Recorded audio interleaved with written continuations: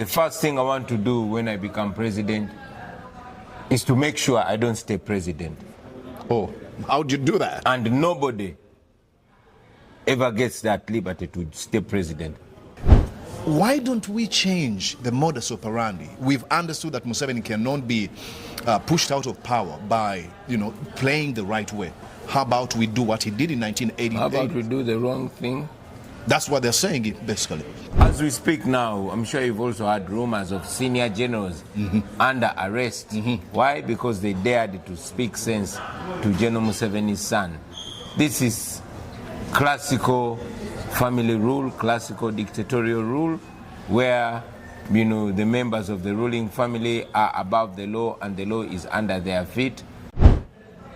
We must never believe in individuals, not even in myself. We must believe in ideas. You're watching Mordecai Muriisa Live Political Commentary. Please consider subscribing to help grow Uganda's Voices of Struggle ecosystem. Thank you. Very glad to be here on Mordecai Muriisa TV. And yes, indeed, coming to you live from these United States of America. My name is Mordecai Muriisa, and you're watching Mordecai Muriisa Live with the man himself, Mr. President. Your grandson. Yeah, Your proud grandson. My grandson. Pleasure being with you. Thank you so much. Thank you for having me this morning. I can't express how much I feel every time you give me an opportunity to speak to my audience, because they usually wait for you. It's always my humble pleasure. Yes, but ultimately, the sacrifices that you make. That we make. That we make. Yeah, all of us. Yeah.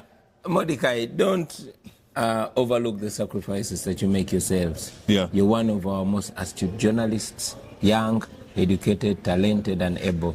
Look where you are. I'm sure you don't like being away from home. That's true. But you're away from home, so you're sacrificing too. Let us just look at it holistically as we, not just me. Wow, awesome. Yeah. Now, let's start right away.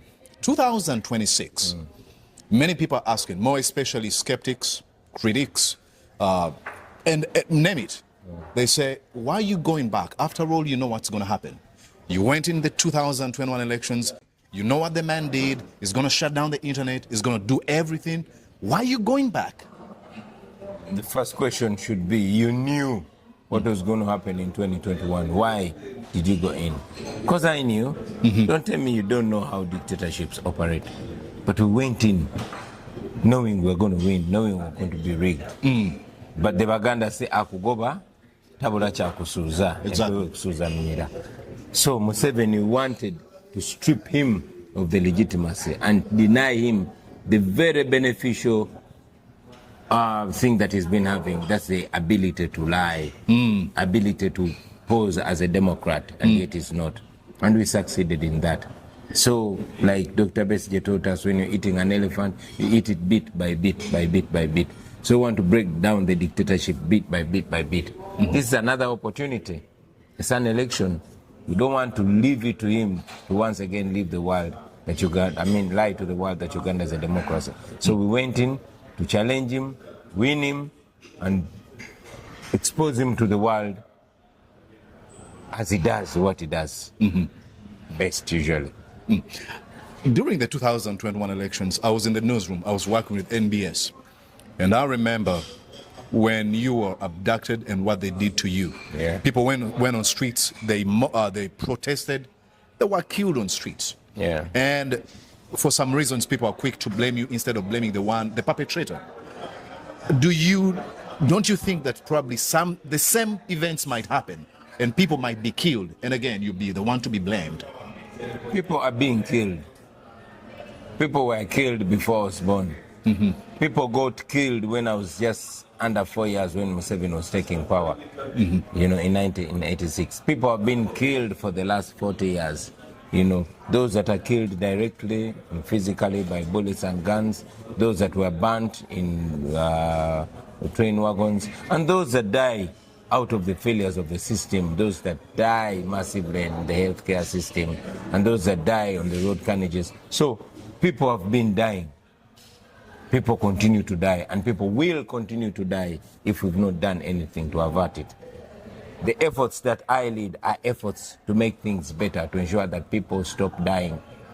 Of course, the only way they respond to us is by violence. I'm not calling anybody to war. I'm not calling anybody to violence. I am calling the people of Uganda to exercise their right in the safest, ideally the safest way possible. That's non-violent protest. But the regime responds to us with violence.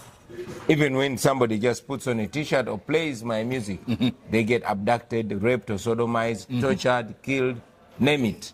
So, like we said in one of the songs, why do you blame the victim? Blame the perpetrator. Blame the killer, not the killed. Now, 100% you have to blame the one that is committing all these atrocities.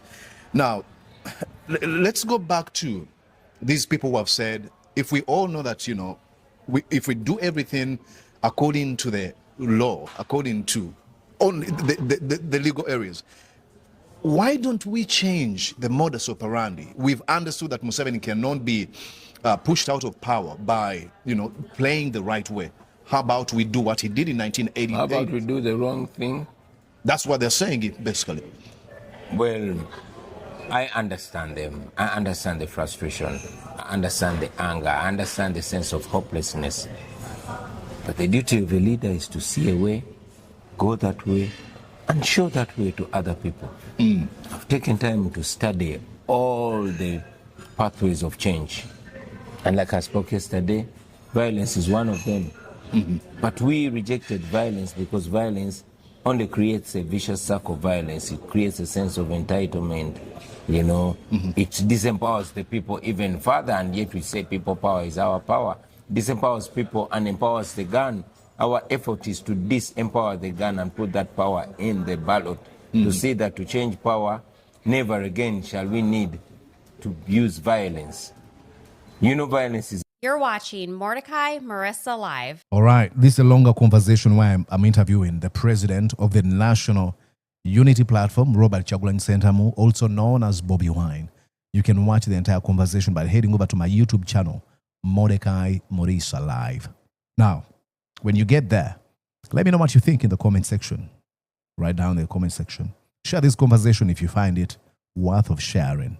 And please invite other folks to join us on this platform, Mordecai Muriisa Live. I would really, really, really appreciate that. Let's meet over there on the YouTube channel, Mordecai Muriisa Live. See ya. Did you enjoy what you just watched? I'm sure they did. I'm going to guess that you did. How about you consider subscribing to Mordecai Muriisa Live YouTube channel? Thank you.